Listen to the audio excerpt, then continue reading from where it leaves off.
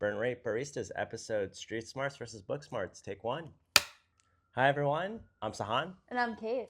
And welcome to another episode of Burn Rate Baristas, where today we're going to be talking about Street Smarts versus Book Smarts. Okay. We haven't done one of these in a while, so we're going to get our sea legs again around doing these recordings. Yeah. But, Cate, which one's more important, Street Smarts or Book Smarts in running a startup? Street Smarts. Street Smarts? Street Smarts. Say You? more. Wait, I just want your one line first. I think it'll be kind of a controversial opinion, but I think Book Smarts. Okay.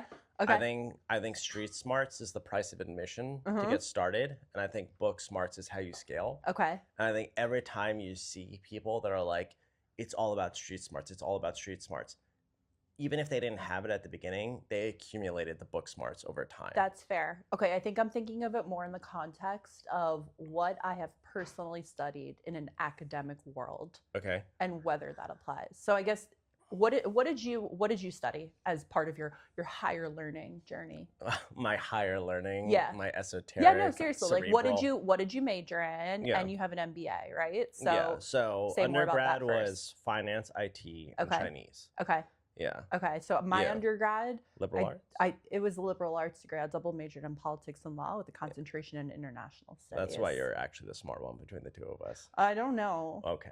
Finance, right. Chinese. I speak neither of those languages. That's okay. So do you think your background orients towards Book Smarts or Street Smarts then? I mean, my background, it's classically Book Smarts. Definitely Book Smarts. Yeah. I mean, I wrote a 60-page thesis, and I can, fake lawyer my way around a room for sure. I was pre-law. Okay. Why do you think then it's Street Smarts? Because I think the number one thing, and I guess this is partially learned from Book Smarts, right? But I think the number now I'm going back and forth. Now I don't know where I'm going. Okay. Yeah. And I was thinking about this on the bus ride here, right? But now I feel like I'm refuting all my own points. Okay. Which is that Book Smarts, Street Smarts, or is that the politics background? I think it's about a classic flip-flopper. You're politicking well right now. I know I am. Yeah. Well, okay, so I have a liberal arts degree, and like the classic joke is that a liberal arts degree is like they don't teach you anything; they teach you how to think. Yeah. Which is actually true in my case, right? Like I have a lot of training in how to formulate an argument, how to back up points, how to research. I'm a really good researcher. Yeah. But I think the number... What is that, Socratic method? Is that what that's called? Part of it. Yeah, but I think the number one thing you need at a startup, at least in my experience, is an ability to learn new things very quickly. Okay. And not just learn them, like actually implement them. Right. So I don't know. It's not a like shiny presentation with lots of like lofty goals and big words. It's like how do you actually execute what you're talking about? Exactly. And it is some of that, right? And probably more in your position, especially as you go out and like pitch the company. Yeah. But I think my background academically is largely in like, okay, what's your hypothesis? Now go research it for 3 months and write like a massively long paper and, take a lot of stimulants in order to get it done. Yeah. Whereas what we're doing here is it's similar in that, like, yes, I have to think critically. I have to be able to formulate an opinion and be able to back it up and reformulate an opinion when it's determined that I'm wrong, right? Like it's potentially what's happening right now. But the reality of this is that every single day is different. Yeah. And I'm constantly like, here's something I've never done before. Guess I got to learn how to do it. Yeah. Yeah. I think, okay, so here, the classic paradigm here is Book Smarts and Street Smarts. Mm-hmm. I'm going to add a third one. Okay. I think they're jungle smarts. Oh. I think there's the primal jungle smarts. Okay. That absolutely should be decoupled from Street Smarts. Yeah. I think you can take somebody from the streets of New York City who's figured out their way around how to navigate a crazy concrete jungle. Mm-hmm. You drop them in the actual jungle, they're dead in a week. Yeah. Like, no doubt about it. And I think the jungle smarts is... I always remembered how, like, this is going to be so ridiculous of an analogy, but, like, how Kobe used to talk about when he was playing a game and, like, when he would analyze all the teams and he would for anybody who doesn't know Kobe from the Lakers, but oh my God, does anybody not know that? That's yeah, so you're sad. Right. Yeah. There's somebody. There's yeah. somebody. There was this, he did this long interview and he would talk about how he would know when one of the teammates on the opposing team would have a contract up for negotiation. Okay. And he knew that this person would be over eager to basically show what they can do on the court because they're negotiating their contract. They want to demonstrate their value. Mm-hmm. So he would do this thing where he would double team that person because he knew that they were very unlikely to pass the ball because they wanted to hold on to the ball to show, their moves and be able to score points or whatever, even if they're, assist count, but they generally speaking wanted to like be the star a bit more. Mm-hmm. And he would just let them all mess up and all kind of crumble because they would be like, why are you playing like this? But this person clearly has other incentives and motivations. And that still sounds a little bit like street smarts. Okay. But to me, I think it is literally like cornering prey. Okay. Like picking up on vulnerabilities, cornering prey and being like, okay, like jungle smarts to me is your downside protection. Like you have to be an absolute savage. Mm-hmm. There are going to be so many crazy things that come your way. You're going to get rocked left and right with different macro things you can't control or just unexpected surprises that are going to be incredibly challenging to deal with. But if you have this survival mentality, you can kind of have your downside protection, which is just like this perseverance, this resilience, this humanistic nature of this desire to survive. Okay. Street smarts to me is like first bump free. Yes. That to me is like what do we talk about in e-commerce all the time? There's all these brands out there, not necessarily so much in like our category, but I can draw parallels too. But like there's all these people with these, they're all selling consumables, whether it's like canned beverages or like protein bars or whatever it is. They just want to get your foot in the door. They just were like, just try the product for the first time. Once you try it for the first time, then I can iterate off of that base and hopefully get you to keep coming back. First bump free. Like why do so many of these people are like, all right, just, have the first one on us. And I'm like, okay, that's just street smarts. It's just getting the ball rolling for your business. And then I think book smarts is the like somewhat like overly intellectualized, overly academic, like how do you manage a team? How do you think about leadership? How do you think about strategy? There's this book on strategy, which starts the origin of strategy was military strategy into political strategy and then into business strategy. It's why there's so much jargon in business lingo about military strategy. It's talking about things like we're in the trenches or whatever it's going to be, like cornering the market. Like it all is born out of the origin of strategy. And it's like all of these people who are saying they're street smart, they're learning those things along the way as they're building something. The bigger their organizations get, the more significance they have. Yeah. They are meeting people, they are learning things, they are becoming a sponge for everything that they hear, which in and of itself is an academic pursuit and learning on how to do things at different levels of scale. So that's my take. I think there's jungle, I think there's street, and then I think there's book smart. And I think there's this almost like trajectory from downside to upside that you follow along and you don't lose the jungle and the street smarts. Right. And you'll probably never get off the ground if you don't have those. Right. There's so many people. How many people do we know that have Harvard, undergrad or Harvard MBA, Stanford MBA? They're so incredibly intelligent. Yeah. So incredibly intelligent. And then you find that what they do is just it's a massive flop. By the way, when it flops, they have a fantastic explanation for why it flopped. Absolutely. It's a beautifully eloquent explanation, very succinct, but also just, embellished with great words as to why the theory, the thesis, the strategy, what happened, timing-wise didn't pan out accurately or, what was forecasted and modeled didn't actually match in reality. And then you meet the people that actually make it work and they're like, I don't care if it doesn't work. Then we change it, then we iterate, we go. And that goes back to what you're saying, which is like, can you actually do the thing? Right. I've said so many things. No, it's okay. First of all, classic Sahand, right? He's like, okay, choose A or B, and he doesn't let you know there's a hidden C. So that's a street smarts. That's the ace in the sleeve. Yeah. So I think the thing that holds me back from saying it's book smarts is that, okay, in my academic experience, there are two types of book smarts, right? Like I don't know, I took intro to bio, right? Which, by the way, I withdrew part of the way through because I'm like, oh, were you I'm going not medical path or? I was on a medical path, Oh, and then I decided that I would be on the partying path. Yeah, okay. You cannot do both simultaneously, or at least I couldn't. Jungle smarts. No. Yeah, exactly. No, so in that, Live in right, the moment, when you take an exam, whether it's that or calculus or whatever, there's one right answer. You're either getting to the one correct answer, or you're picking from among multiple answers to get to the one correct answer. Yeah. So that's one, right? Yeah. The other kind of book smarts is what I eventually did, right? Which is like deep research.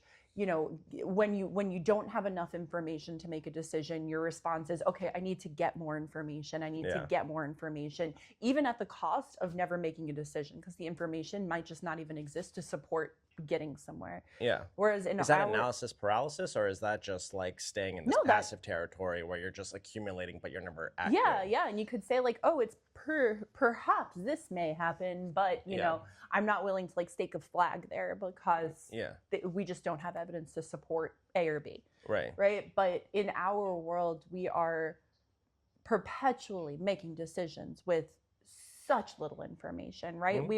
We're getting partial information, or the way you say, you know, asymmetric information, and we have to make a decision. We have to stick to it because moving and continuing momentum is equal to making the quote unquote right decision, because we rarely have enough information to even know what the right decision would be. Yeah, which goes back to the quote of vessel of quotes here. Oh, always. It's not about making the right decision, it's about making the decision right. Right. Exactly. Yeah. Right. Which is, I think, closer to street smarts and book smarts.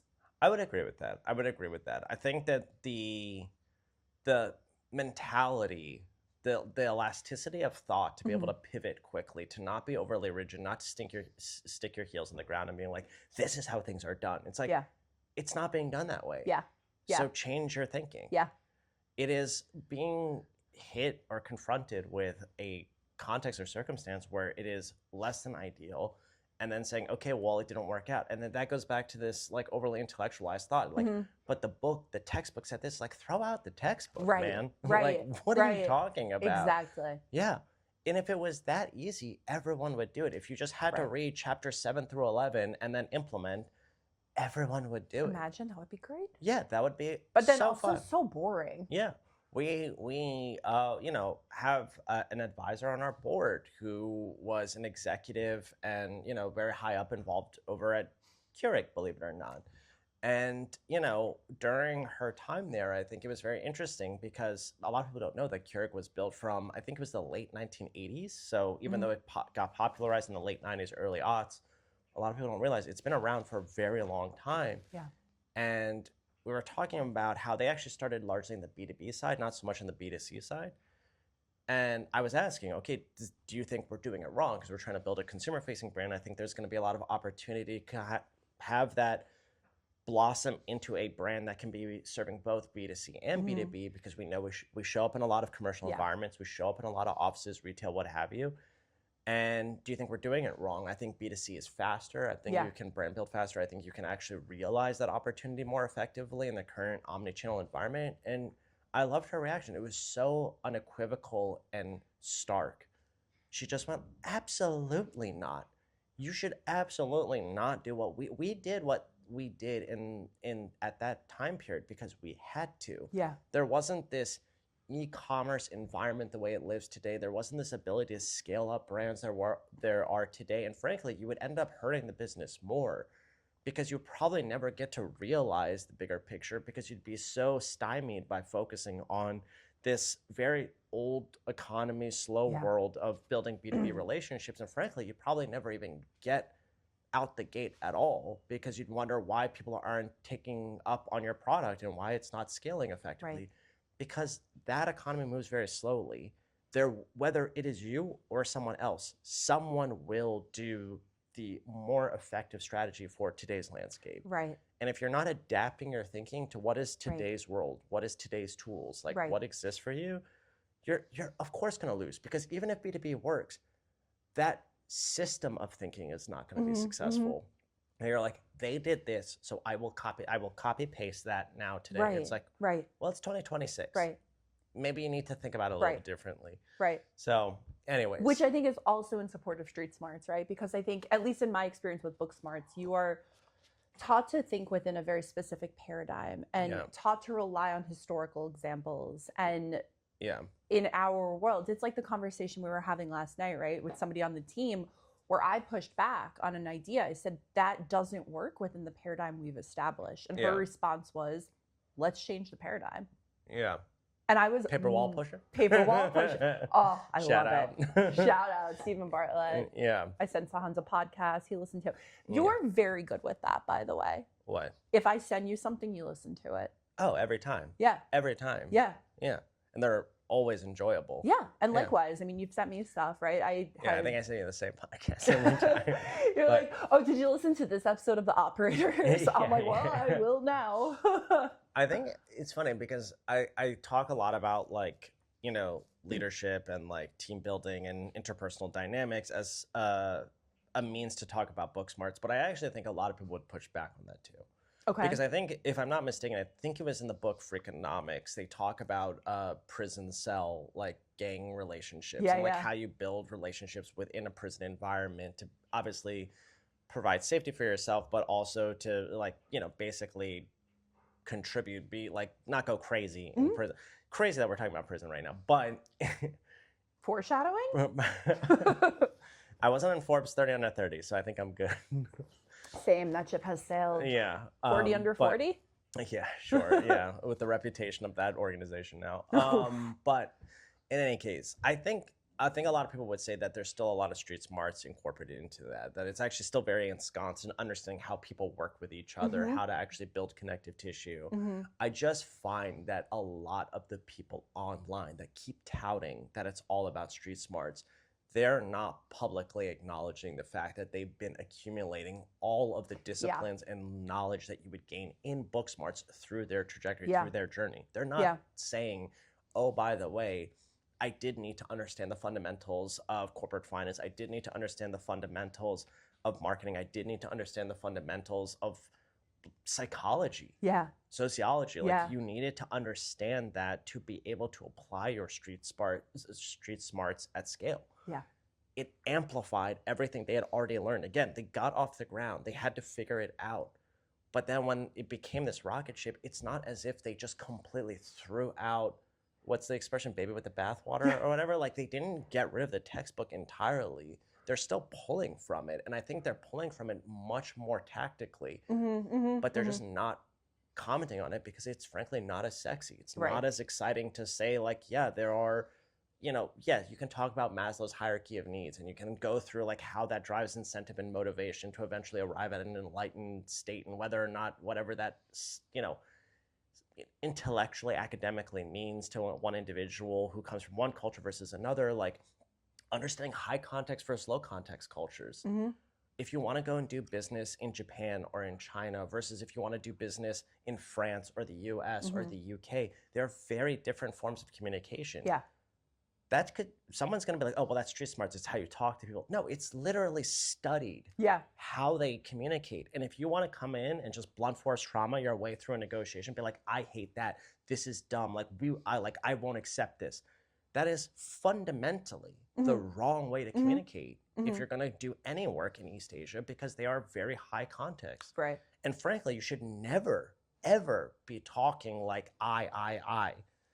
They believe in the collective we unit. So it is the concept of filial piety, like respect and hierarchy towards parents, towards boss, towards you know, teachers. There's this whole system around it. Is that book smarts or is that street smarts? I mean, the way that you're explaining it, though, it's almost as though street smarts are book smarts, right? Even street smarts, right, and knowing how to interact with people, how to get what you want, that's all based on observation. Even if it's not contextualized like that, it's observing it. It's seeing the results when you behave a certain way. It's emulating certain things in order to get what you want. Maybe it is all just the same thing. Yeah. I guess in conclusion, I'll say this. Okay. If I had to pick one, I'd still pick street smarts. I think that it is, I've met too many people that have book smarts that don't know how to apply it. Yeah. I think it's it is a kind of foolish endeavor and creates a huge blind spot to think you don't need book smarts. Yeah.